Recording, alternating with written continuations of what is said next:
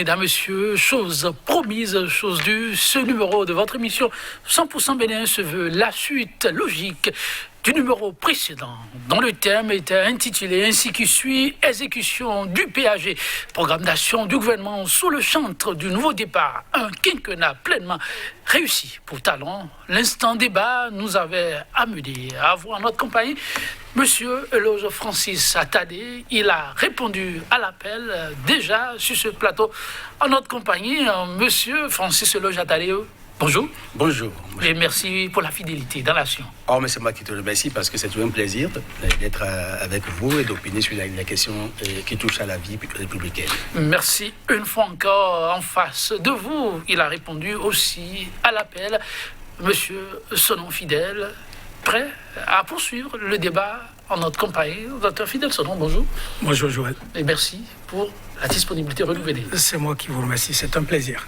Alors, mesdames, messieurs, qu'ils vous souviennent, on parlait du PAG en ces trois piliers. Le premier pilier, beaucoup plus immatériel. Nos deux invités ont pilé sur des axes qui leur paraissaient très importants. La suite logique de l'émission voudrait que nous poursuivons avec le second, puis le troisième pilier. Et pourquoi pas, je vais laisser la parole à M. Francis Attalé pour démarrer avec ce qui, à ses yeux, paraît important pour la nation et sur lequel, sans doute, le régime a pu faire amende honorable. M. Francis Attalé, oui. Je voudrais déjà commencer par vous dire que je suis satisfait, évidemment, des résultats engrangés par le gouvernement au plan économique. Je vous permettrai d'aborder la question économique, mais aussi la question du développement agricole. C'est deux questions qui me paraissent essentielles. Vous savez évidemment que nous devons aller à la diversification ordonnée des filières, mais aussi aller à la transformation structurelle de notre économie, pour que notre économie puisse évidemment porter les choix de développement que nous faisons.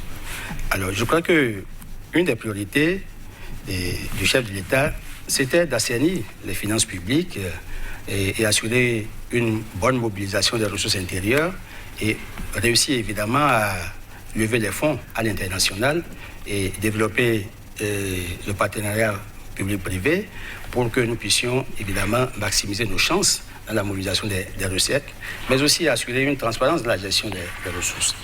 Vous avez constaté évidemment que nous avions célébré le 60e sous fond de laurier.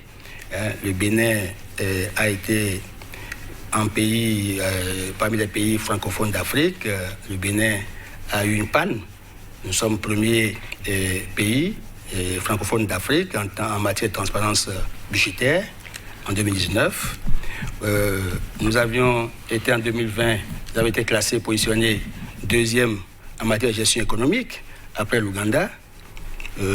Vous avez aussi noté qu'à partir du 1er juillet 2020, le Bénin a quitté le camp des pays à revenus faibles pour aller dans la loge des pays à revenus intermédiaires, un peu comme le Sénégal, le Maroc et la Côte d'Ivoire. Vous savez qu'évidemment, ces appréciations-là sont portées par les réformes qui sont entreprises courageusement depuis 2016. Et ces réformes ont eu pour conséquence, en fait, une accélération continue de la croissance, en fait, de la création de la richesse nationale.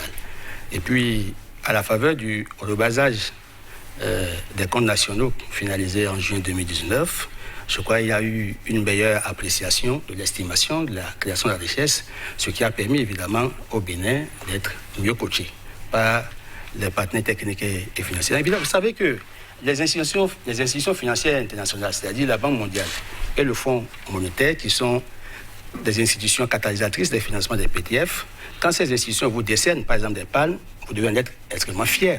C'est la preuve que vous faites preuve de bonne gouvernance et vous posez des pas assurants et que vous méritez qu'on vous accompagne dans le développement que vous aviez entreprise. Donc, je crois qu'on a eu plusieurs palmes.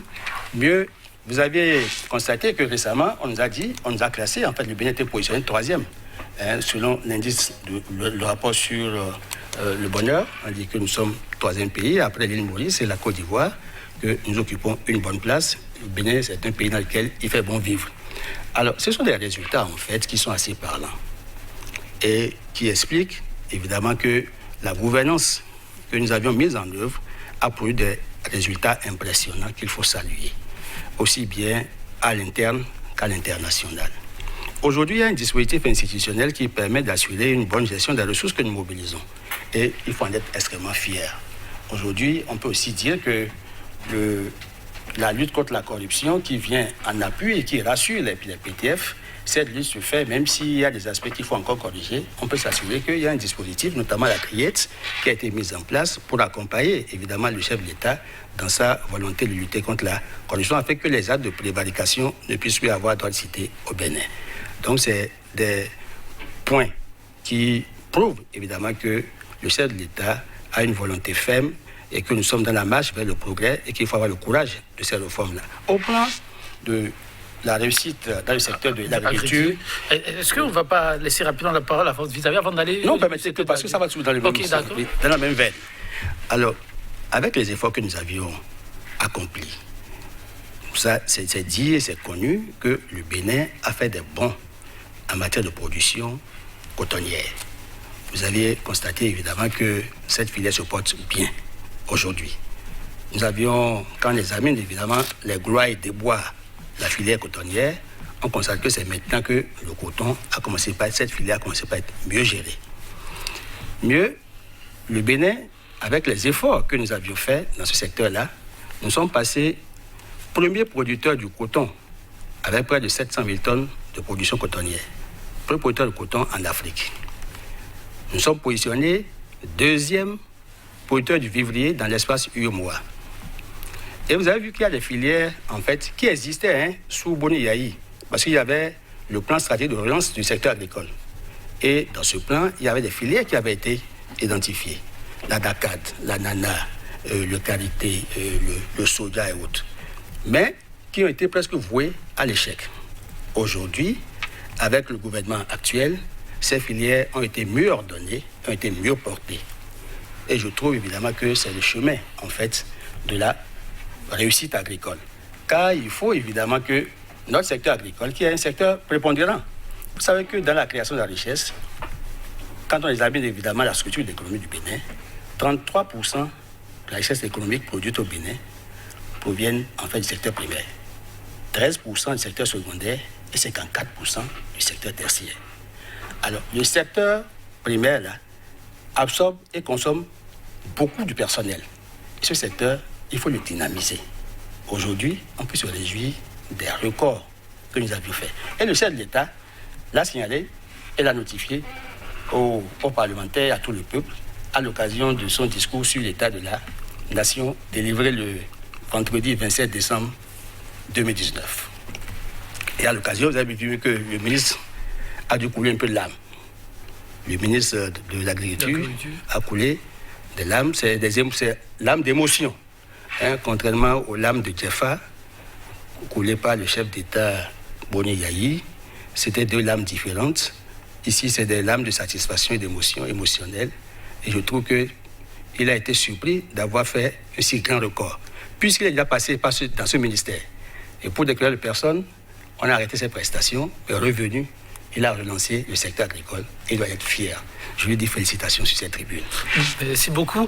Oui, deux secteurs phares que vous avez évoqués avec suffisamment d'éléments. Oui, M. Fidèle Sonon, par rapport à ces deux secteurs, l'économie, l'agriculture. Écoutez, je vais emprunter une métaphore de Spedi Ologou qui parle de la tyrannie des statistiques. J'ai l'impression que nous sommes dans cette dynamique aujourd'hui. Parce que vous avez vu, M. Attadé a eu à citer un certain nombre d'institutions qui nous ont décerné des satisfecits sur tel ou tel autre plan. Le débat ne va pas tourner autour de est-ce que c'est vrai ou si c'est faux.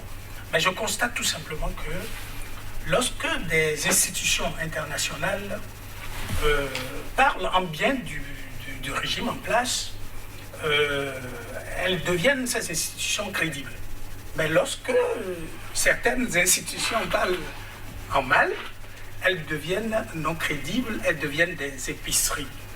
Je constate aussi qu'il y a parfois une mauvaise récupération de l'appréciation de ces institutions. J'avais déjà démontré ici que lorsqu'on parle de transparence budgétaire, il ne s'agit pas de la sincérité des données budgétaires et que le International Budget Partnership ne va pas dans la sincérité des données budgétaires, mais note la disponibilité d'un certain nombre de documents, notamment 8.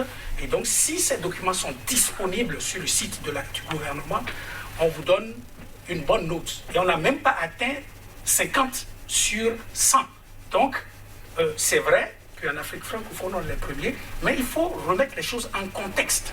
Le International Budget Partnership n'est pas en train d'apprécier le contenu pour dire comment le budget a été bien exécuté, etc. Non, ce n'est pas de ça que International Budget Partnership parle. Lorsque vous parlez aussi de notre performance dans le coton, moi je vous dis bravo.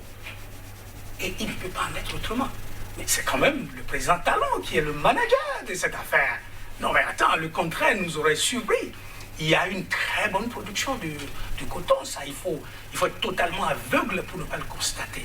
Mais la question que moi je pose, en tant que citoyen tout simplement, on n'a pas besoin d'être spécialiste de quoi que ce soit, c'est ceci que chaque fois que j'entends les gens parler de la bonne production cotonnière, personne ne me dit avec des chiffres clairs combien l'État béninois a engrangé. Mais moi je cherche depuis... Monsieur Attadé, vous n'êtes pas représentant du gouvernement, mais vous êtes proche du gouvernement. Vous devrez pouvoir nous dire, après nous avoir parlé de cet exploit, nous dire par exemple, avec des chiffres, combien la caisse de l'État a gagné du commerce du coton. C'est ça qui est plus important. Ce n'est pas la production qui est la chose, mais c'est le résultat, ce qu'on en a tiré. Lorsque vous parlez des autres filières, oui, selon, si je me base sur les chiffres du gouvernement, et moi je n'ai pas de chiffres contradictoires pour dire que c'est faux, que nous n'avons pas fait aussi des percées dans les autres filières, quand je prends le riz, le maïs, l'ananas, etc. Mais je constate, à moins que M. Attadé nous donne des chiffres, je veux les chiffres. Moi, je ne suis pas de l'exécutif pour avoir les chiffres, donc je souhaite, si M. Attadé peut me donner le lien d'un site gouvernemental où je peux aller voir que depuis que le président Talon est là et que nous avons fait des percées dans les autres filières aussi, que le riz coûte moins cher, que le maïs coûte moins cher. C'est ça ce que moi je veux entendre. Donc, au niveau des chiffres de production, nous allons, si nous ne nous arrêtons qu'aux chiffres, ce sera la tyrannie des chiffres, comme dirait l'autre. Maintenant, deuxième volet, le volet économique. C'est sous ce volet que le gouvernement a lancé 45 projets phares. 45 projets phares, et M. Attadé dit qu'au niveau de la du BAI, bien sûr, c'est cela, hein, BAI, qu'ils sont en train de faire une évaluation. Alors, je suis étonné que M. Attadé nous parle d'évaluation à mi-parcours. C'est le président de la République qui a dit dans son mot introductif, dans le document du PAG, que le PAG, c'est le seul document de pilotage de l'action gouvernementale. Donc pour moi, c'est en tant qu'évaluateur, c'est sur cette base que moi je vais les évaluer avec leur chronogramme. Aujourd'hui, on devrait, pour la plupart des projets, quelques 2 ou 3 ont un chronogramme qui porte sur 10 ans et sur 15 ans, 2, 3, pas plus. Le reste, 50, si je prends les 45 projets phares. Et nous devions être en train de parler d'une évaluation, pas à mi-parcours, mais d'une évaluation sommative. On ne peut plus parler d'évaluation formative aujourd'hui parce que, normalement, moi j'attendais cette évaluation lorsque nous avions fait le premier débat sur le PAG ici, 2 ans après, 2 ans et demi après, logiquement pour les projets de 5 ans. Donc, aujourd'hui, si on en est à parler d'évaluation formative, donc à mi-parcours, j'ai quelques craintes. Normalement, aujourd'hui, on devrait nous donner des chiffres clairs sur la réalisation de certain nombre de projets. Maintenant, sous le deuxième pilier, justement, il y a un certain nombre de projets, de gros projets. M. Attadé n'a peut-être pas la réponse à toutes les questions, mais le citoyen que je suis a beaucoup de questions. Il y a un certain nombre de gros projets. On peut les citer, hein, pêle-mêle. Logic Bay. ça n'a même pas commencé. On peut me dire qu'ils sont en train de faire des études. Les études ne prendront pas 5 ans. Il y a l'autoroute Semekoji-Porto Novo. Il y a plein d'autres. Le contournement nord de Cotonou. Il y a un certain nombre de projets pertinents, très pertinents, qu'on a promis réaliser, qu'on n'a pas réalisé, et on n'en parle plus.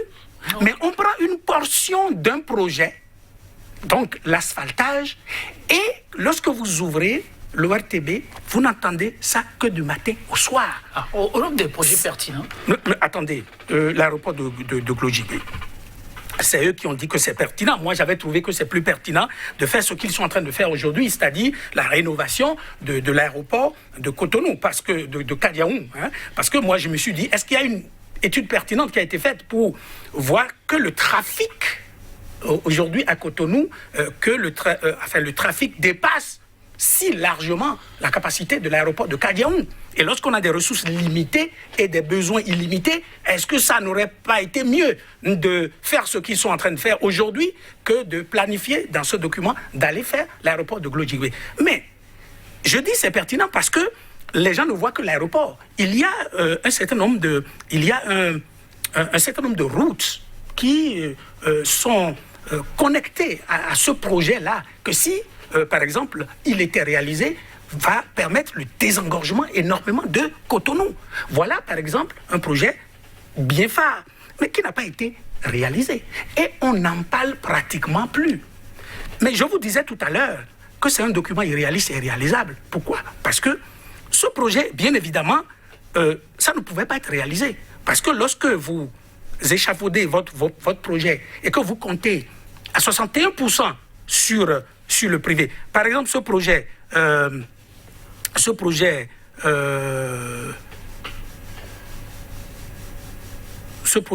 doit être dans l'ordre aussi de 61%. Ça doit être dans l'ordre de 61%. Vous faites toujours allusion au projet relatif à l'aéroport de Glodjibé. De Glodjibé, oui. Qui n'a pas été réalisé. Mais M. Attadé nous le dira, parce que moi, je me souviens que le Bénin a déjà fait un prêt de 589 milliards à Exim Bank. Entre-temps, je ne sais pas si c'est une rumeur ou si M. Attadé s'en souvient, on a demandé un prêt, on a fait un prêt de 589 milliards, et alors que le projet, c'est de 360 milliards. D'ailleurs, plus que le montant pour réaliser le projet. Et voilà, on n'en entend plus parler. Est-ce que cet argent, c'est une partie de cet argent qui est orienté vers la réfection de l'aéroport de Cotonou? Qu'on nous le dise. Mais qu'on ne dise plus rien, on se pose des questions aujourd'hui. Quand je prends le contournement nord de Cotonou, ce projet qui est à 345 milliards, zéro financement public. Mais où est-ce que vous allez avoir 345 milliards dans le contexte qui est le nôtre? Ceci expliquant cela, vous avez dit dans le document du PAG que vous comptez sur le partenariat public-privé. Oui. Mais il faut que l'environnement des affaires puisse permettre aux partenaires privés, que ce soit nationaux ou étrangers, de venir investir au Bénin. C'est pour ça que vos satisfait que oui, l'environnement des affaires ne se dégrade pas au Bénin. Moi, je le constate au fait simplement que vous avez dit que vous voulez financer votre PAG avec du PPP et que vous n'arrivez pas à avancer. 345 milliards et 0 milliards qui viennent du public. C'est évident que le projet ne puisse pas être réalisé. Alors que ce projet de contournement nord de Cotonou, c'est un projet hyper important. C'est très bien pensé. Parce que c'est un projet qui a prévu la construction d'une route de 40 km pour contourner Cotonou avec un pont sur le lac Nokoué. Installation de 3 stations de pompage dans les eaux de basse pour recueillir les eaux des exutoires et construction d'aménagement, assainissement, etc., etc. Mais voilà ce que j'appelle projet pertinent. On laisse ce projet assez pertinent et je ne dis pas que c'est mauvais, l'asphaltage. Mais c'est ce que les Anglais appellent les nice to have. Vous expliquez pour le téléspectateur? Non, mais en fait, c'est bien, c'est très bien, mais ce n'est pas ce qui est indispensable. Parce que si moi j'ai des ressources des ressources limitées et des besoins illimités, je choisis, par exemple, d'exécuter ce projet et je mets peut-être dans les deuxièmes 5 ans l'asphaltage des rues de Cotonou parce que je vais choisir entre la connectivité des grandes villes du Bénin et la circulation plus aisée à l'intérieur des villes. Mon choix est vite fait. Je choisis la connectivité. Mais est-ce que, monsieur Attardé, je ne sais pas si vous habitez Calavi. Moi, je fais des jours, 4 heures de temps pour arriver à Cotonou. Mais c'est extrêmement grave. Vous déposez quelqu'un à l'aéroport qui va à Abidjan et avant de retourner chez vous, à Calavi, la personne atterrit et vous appelle. La personne rentre chez elle. Mais c'est ça les réalités. Donc je parlais de pertinence d'un certain nombre de projets. Contournement nord de Cotonou, ce n'est pas réalisé. Et ça n'étonne pas parce que vous comptez sur le privé et l'environnement des affaires ne permet pas au privé de venir investir. Il y a plein d'autres projets. Route des pêches, Follet 2. Mais voilà par exemple des choses qui, moi, personnellement, me choquent. Comment ça? Non mais attendez. L'étude de faisabilité est faite, vous avez suivi.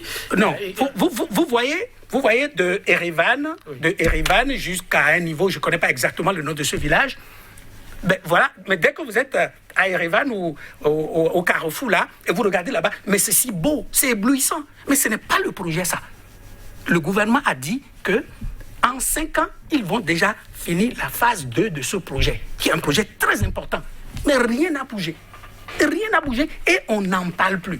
Mais on nous montre le tronçon, la partie la plus jolie, on pose des fleurs, c'est super bien, mais ce n'est pas ça le projet.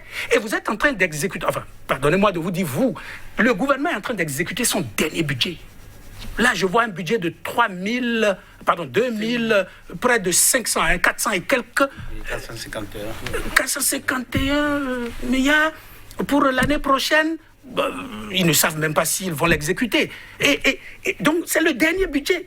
Et là, je vois un certain nombre de projets très pertinents qui ne sont pas réalisés. Autoroute Semepodji et Porto Novo. Double voie. C'est dans le... Voilà des projets pertinents. Parce que ce sont des routes qui nous apportent de l'argent. Ils ont dit dans le document qu'ils vont investir l'argent dans des projets structurants. Donc, des projets qui peuvent nous apporter de l'argent pour assurer le service de la dette. Mais aujourd'hui, on laisse des routes qui vont nous apporter de l'argent, on les laisse et on s'attaque à ce que j'appelle le nice to have. On peut continuer aménagement du vieux centre Cotonou. On reviendra sur les autres projets, mais oui, je prends le dernier point, et oui, l'expression qui revient, nice to have. En tout cas, c'est joli à voir, mais est-ce que c'est pertinent? Il a répété, c'est de cela qu'il est question. Oui, est-ce le politique qui est passé par là? Non, je crois que c'est pertinent, et il sait bien de quoi il parle.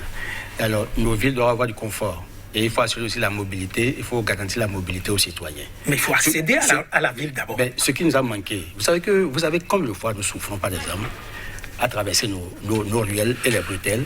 Et aujourd'hui, le gouvernement a fait un choix pour pouvoir soulager les peines des populations et changer le visage de nos villes. Cotonou, Porto Novo, Semepodji, Abomey-Calavi, Abomey, Boycon, Parakou, Natitengu, Lokossa. Alors donc, si vous voyez maintenant, je ne sais pas si vous voyagez un peu à l'intérieur vous voyez que tout a changé.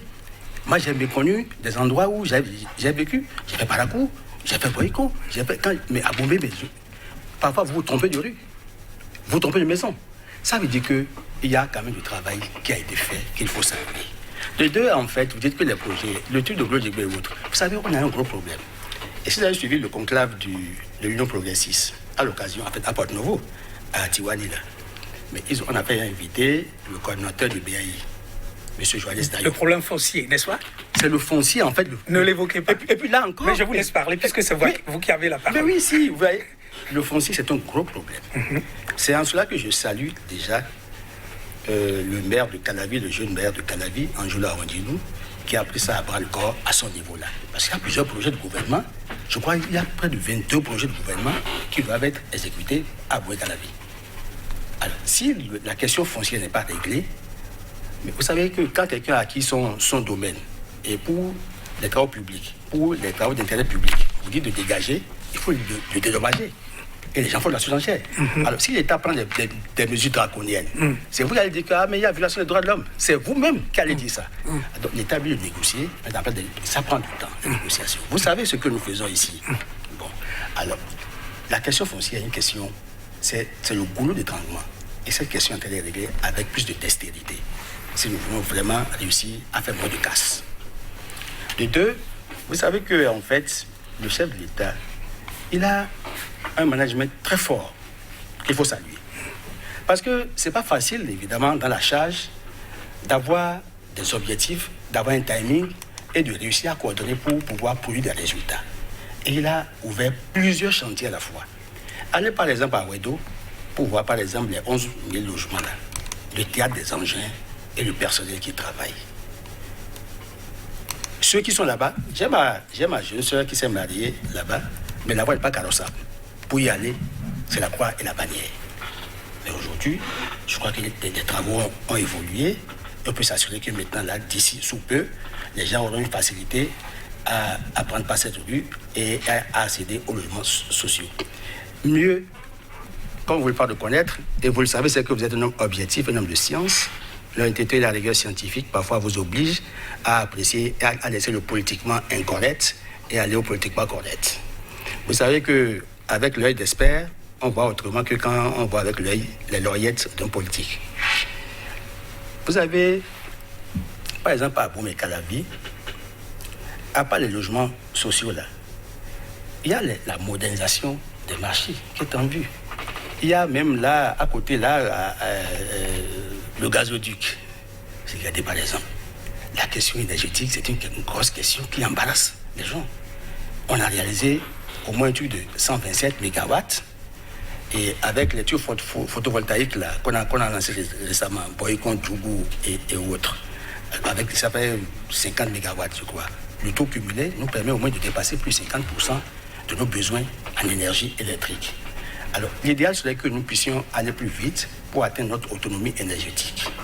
Parce que quand vous voulez dépendre des autres, ce n'est pas évident que vous puissiez actionner votre développement. Et mieux, redorer le blason de nos infrastructures sanitaires et assurer une offre sanitaire de qualité à nos citoyens. C'est important et le gouvernement s'y attelle. Vous avez vu même que récemment, on a lancé le projet de construction du CHU de référence à Abomey-Calavi. Et au-delà de ça, la jeunesse, le capital humain, c'est ça qui fait le développement. C'est vrai qu'il y a quelques couacs ces derniers jours-ci sur la question de l'éducation.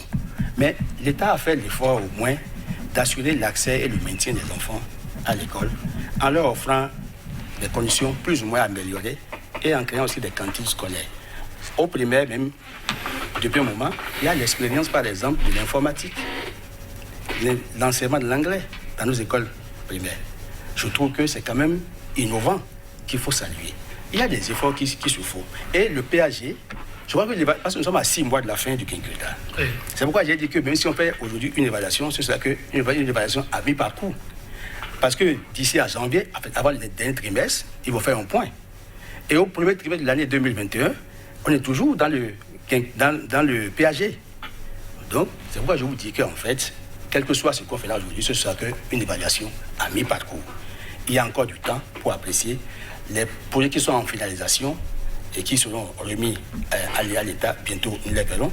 C'est le travail du BAI qui nous permettra de voir le taux d'exécution physique. Nous ne voulons pas forcément le taux d'exécution financière des projets, mais le taux d'exécution physique.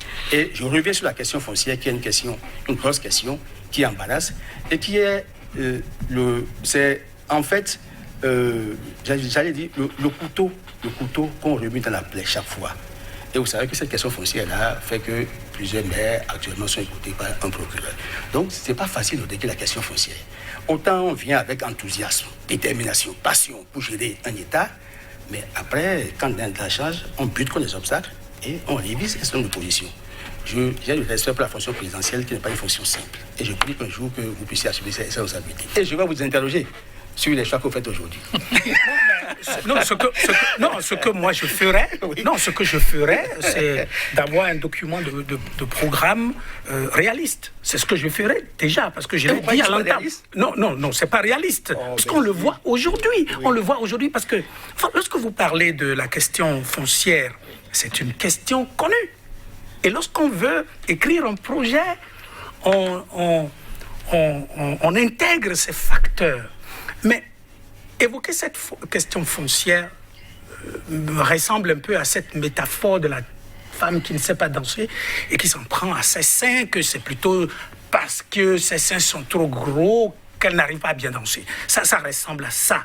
Parce que lorsque je vois sous infrastructure, les 45 projets là, lorsque je vois sous la rubrique infrastructure, mais je sais que, effectivement, le projet de Glodjibé, il y a une question foncière.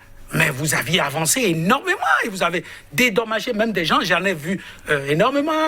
Et on nous a même dit que c'était une réussite. Les gens sont allés prendre leur argent, etc. Mais lorsque vous voyez les autres projets, le comptoir nord de Cotonou, moi je ne sais pas, l'eau, qui a les terrains de l'eau appartient à l'État. Mais qui vous empêche de mettre les pieux là pour mettre le pont? Mais ça appartient à l'État, personne ne vous gêne. L'autoroute Porto Novo, Saint-Mépodier, mais personne ne vous gêne. Le centre-ville, le vieux centre-ville de Cotonou, Ganri, Akpakpa Dodomé, personne ne vous gêne.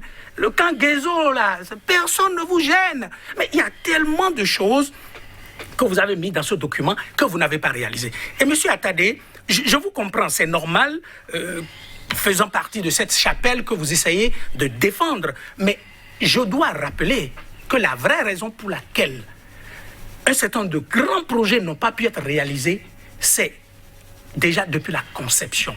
Parce que vous mettez comme un grand projet Contournement Nord, 345 milliards et zéro financement du public. Vous comptez sur les privés. Mais voilà, les privés du Bénin, qui sont...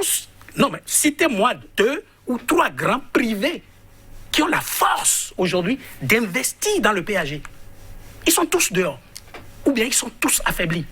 Et lorsque on dit que le Bénin n'est plus un pays sûr, parce que les droits de l'homme ne sont plus respectés, vous voyez, ce que ça me dit, moi, si je suis un investisseur étranger, c'est dire, mais si, quand je prends quelqu'un comme Sébastien Ajavon, ce qui lui est arrivé, je suis un investisseur étranger, je dis attention, si ça arrive à un Béninois, moi, étranger, j'ai forcément plus de problèmes. Voilà un peu les implications d'un certain nombre d'attitudes politiques sur l'économique. Donc, la vraie raison que nous devons reconnaître pour réviser le PAG, je le dis encore aujourd'hui, pour réviser le PAG, c'est que vous avez dit que vous allez financer le PAG à 61%, et je vous cite les projets, certains projets très importants pour vous, enfin pour nous, Béninois, mais que vous n'avez pas pu réaliser, pas parce qu'il y a un problème foncier, mais parce que vous n'avez pas trouvé l'argent. Dites ça clairement, ce n'est pas une honte.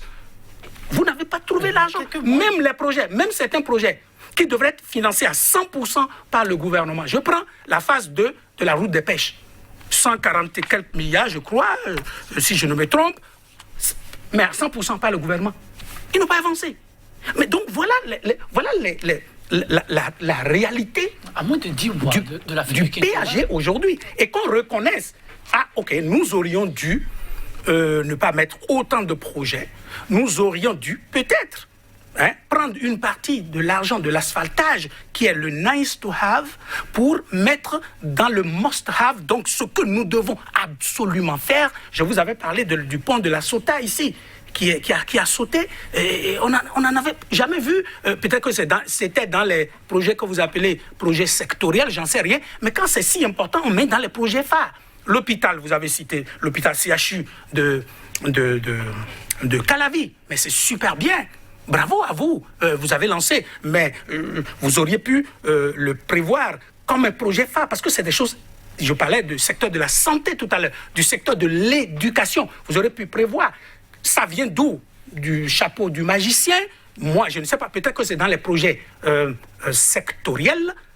De toutes les façons, c'est très bien, mais il faut qu'on nous explique avec quel argent, parce que, vous voyez, on a mobilisé de l'argent pour Glodjibé, et l'argent, le Glodjibé n'avance plus, et puis brutalement on voit des travaux à l'aéroport de Cotonou. On n'est pas encore dans le fond, mais voilà des choses que le citoyen a besoin de comprendre. Donc dire que le PAG est une réussite, et j'entends plein de gens appartenant à la chapelle Rupture qui disent mais c'est une réussite parce que le président... J'ai dit mais non, il faut que les gens prennent le temps de lire un peu le PAG pour nous dire quels sont les projets qui ont été entamés, qui sont terminés. Alors, à moins de 10 mois du quinquennat, pensez-vous qu'une révision s'impose encore? Non, mais la révision, je l'ai dit et je le répète encore aujourd'hui, et M. Attadé semble le dire, il faut réviser le PAG. Parce que le problème, moi je suis pendant longtemps et je continue encore de travailler sur l'évaluation des projets de développement en Afrique comme ailleurs. Et je dis, le seul document sur lequel on vous jugera, c'est le document de programme que vous-même vous avez produit. Et pour que nous ne soyons pas à dire ce que je dis aujourd'hui, il suffit simplement de revoir ce document-là, de revoir le mécanisme de financement, de revoir même le chronogramme et même être humble pour enlever un certain nombre de projets. Parce qu'après 4 ans, on voit la réalité du pouvoir peut faire qu'on voit les choses autrement. Mais on dit non, c'est réalisable, mais ce n'est pas en train d'être réalisé. Et vous savez ce que le gouvernement actuel fait, c'est qu'on prend des activités de certains projets et on met le zoom là-dessus. Par exemple, Maria Glita, superbe. C'est une très belle activité sous rubrique électricité. Mais il y a d'autres choses que, ma foi, vous n'avez pas pu faire. Construction d'un terminal de regazéification flottant dans le port de Cotonou, alimentant une centrale de puissance de 500 mégawatts. Il y a d'autres choses, complexité. C'est-à-dire, ce que je voudrais que nous comprenions, c'est qu'on sache les raisons gardées. Pour dire non, évidemment, ça c'est quelques activités d'un certain nombre de projets, asphaltage, Maria Glita 2, etc. Oui, qu'on a pu faire. Et oui, la question énergétique, c'est une question importante. Et les avancées qui sont faites par le gouvernement sont très appréciables. Mais qu'on dise aussi, qu'on explique aux gens que ça n'est pas les projets. Non, c'est quelques éléments de certains projets. Et qu'on ne dise pas, oui, c'est une réussite et c'est pour ça que nous reconduisions que le président Talon doit remplir. Évidemment, c'est son droit de remplir. Encore que j'allais demander à M. Attadé si vous avez vraiment besoin de défendre un bilan pour vous représenter, puisque le président de la République, c'est de l'autorité publique, a dit qu'on n'a pas besoin de bilan, on n'a pas besoin de résultats pour remplir, et qu'il suffit simplement, comme ça se passe maintenant, de tenir les grands électeurs, de tenir tout le monde à carreau pour pouvoir remplir. Et je dois quand même dire à sa décharge que le président de la République n'était pas en train de faire l'apologie de cette attitude, parce que beaucoup parlent comme s'il faisait l'apologie de cette attitude. Non, le président de la République en son temps était en train de dénoncer cette attitude-là. Maintenant, il le fait, vous le dites. Et c'est là où c'est encore plus grave. Parce que lorsque vous dénoncez quelque chose et que vous faites exactement la chose, parce qu'aujourd'hui, vous voyez, telles que les choses sont, si rien ne change, exactement, il n'a pas de compétiteur.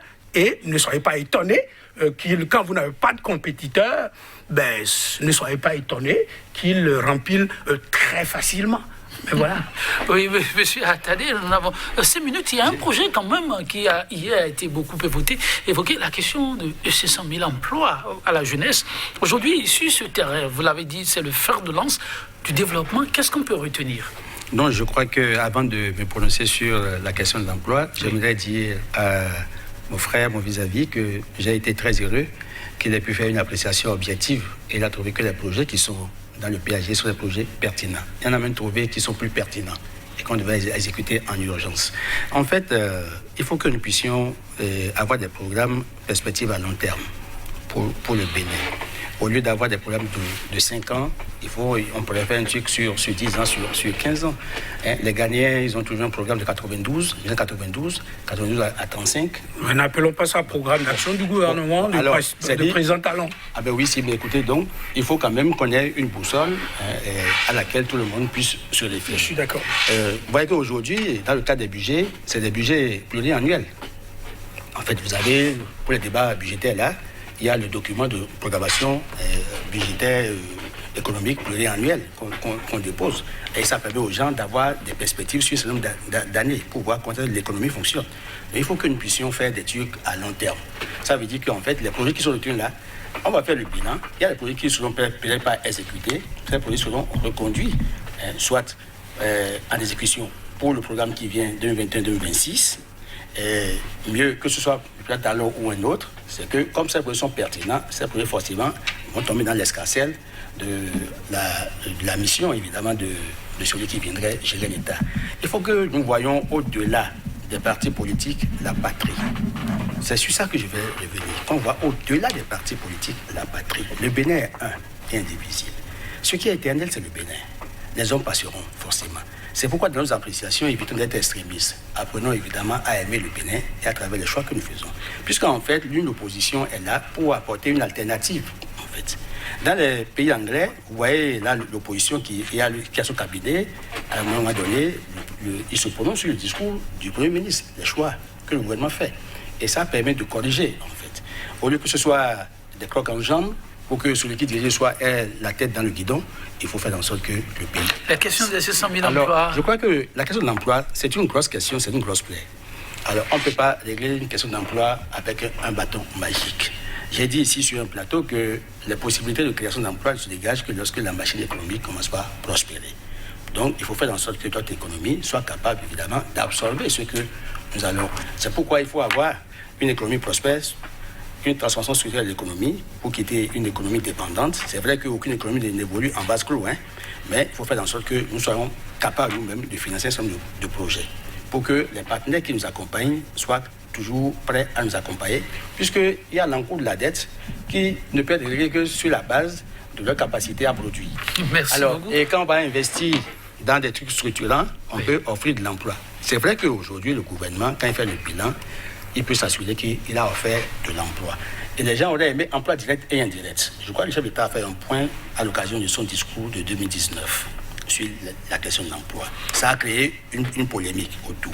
Mais il n'y a qu'aujourd'hui, dans le cadre de la restructuration d'un certain nombre de sociétés et d'entreprises d'État, il y a eu des gens qu'on a libérés qui sont allés à la maison.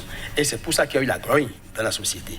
En fait, l'État doit pouvoir offrir de l'emploi, mais il faut qu'on travaille pour que les gens puissent se prendre en charge. C'est pourquoi aujourd'hui, j'ai salué la dynamique dans laquelle le chef d'État évolue en matière d'éducation. Il a même dédié un ministère à l'enseignement technique pour qu'on fasse face à l'apologie du faire-faire. Au lieu qu'on ait fait l'enseignement général tout le temps comme on le fait, qui nous clochardise, qu'on ait des gens capables de se prendre en charge. Merci beaucoup. Sur cette question, très rapidement, on s'attire vers sa fin. Oui, je répondrai à vos questions, mais permettez-moi de rassurer M. Attali que je vois la nation et à l'USL, nous voyons la nation. C'est ce qui permet à quelqu'un comme moi de faire montre de cette élégance, d'apprécier quelque chose que le gouvernement est en train de faire.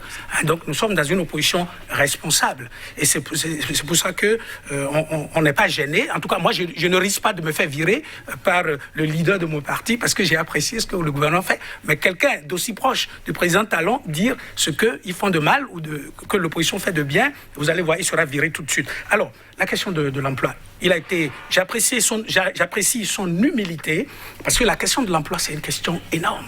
Et vous avez vu, le président Hollande a dit qu'il ne se représente pas parce que l'emploi, sur le volet emploi, il a fait piètre figure. Je crois que le gouvernement actuel n'a pas fait grand-chose et ça ne m'étonne pas. C'est parce que c'est le privé qui crée l'emploi. Ils ont dit qu'ils font l'effort de faire en sorte que l'environnement puisse permettre au privé. Vous allez devoir conclure. Ma conclusion, c'est qu'il faudrait que nous sachions raison garder et que nous soyons humbles par rapport au PAG et que nous révisions ce document. Merci beaucoup. Votre conclusion ? Mais je trouve évidemment qu'il y a des efforts qui ont été accomplis et qu'il faut saluer l'équipe gouvernementale et encourager le chef d'État à continuer dans ce sens. Merci à vous, Monsieur Francis Attadé. Merci également à vous, Monsieur Fidel Sonon, chers téléspectateurs. Un plaisir renouvelé. Merci d'être en permanence des nôtres. 100% Bénin, je vous fais compailler sur cette citation de Jean-Jacques Rousseau. Je le cite. Le bien commun se montre partout avec évidence et ne demande que du bon sens pour être aperçu. Prenez soin de vous. À très bientôt.